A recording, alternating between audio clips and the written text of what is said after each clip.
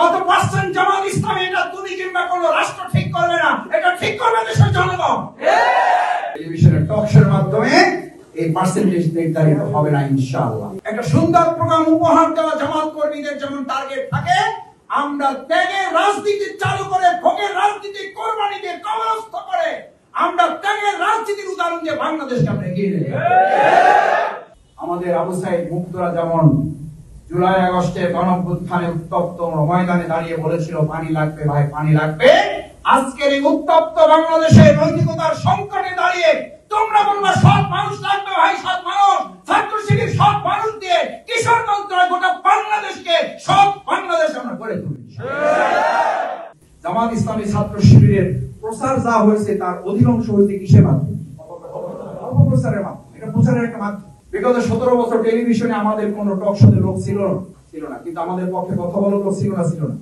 ওই তিনজন, ওই দুইজন, একজন one two one state card program, one two one program হইলো, ওর মধ্যে থেকে একজনকে আল্লাহ তাআলা আমাদের বানিয়ে ফোন করার পর কয় লোক আপনাদের কাছে যেটা বলছি সেটা আপনাদের পক্ষে গেছে। ইনশাআল্লাহ সততার পক্ষে, দক্ষতার পক্ষে, যোগ্যতার পক্ষে, দেশপ্রেমের পক্ষে, ন্যায়ের পক্ষে যখনই কথা আসবে এই কথা জামাত ইসলামী এবং ছাত্র শিবিরের পক্ষে।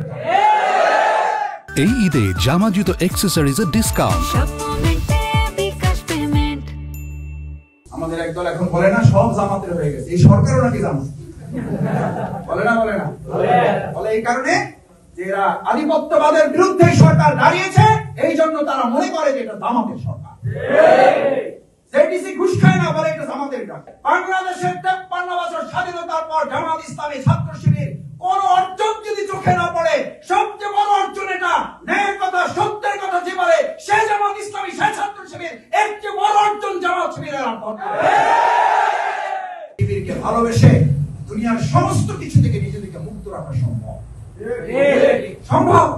শিবিরকে ভালোবেসেছি বলে আর কাউকে ভালোবাসার সময় পাই না, রিয়েলি পাই না। এখন মাঝে মাঝে মনে হয় ইউনিভার্সিটির ছাত্রছাত্রীদের দেখলে আল্লাহ মাফ করছে, ওইটা যদি এখন বুঝতাম তাহলে হয়তো আল্লাহ না করুন কোন দিকে চলে যেতাম, ঠিক ওটা বুঝারই সময় পাই নাই। ছাত্র শিবির এমন ব্যস্ত রেখেছে এক আল্লাহ আল্লাহর ইসলামকে ভালোবাসা ছাড়া অন্য ভালোবাসার আমাদের মাথার মধ্যে ঢোকার সুযোগ শয়তান।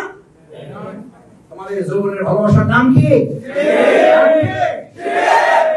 তরুণ যুবকদের কাছে ইসলামী ছাত্র শিবিরকে তাদের গার্লফ্রেন্ড বানিয়ে অবৈধ সমস্ত গার্লফ্রেন্ড থেকে তাদের মুক্ত করে দেব। আমরা আমাদের বাংলাদেশকে এমন ভাবে গড়ব সেখানে মত থাকবে, দ্বিমত থাকবে, কিন্তু সুন্দর কথা বলার কালচার আমরা রক্ষা করব। আমরা ভাসিয়েও দেব না কাউকে, আমরা ডুবাইও দেব না। আরে ভাই আমাদের শহীদরা দিয়েছে রক্ত, আপনারা সেই দেশে দিয়েছেন থুতু, এটা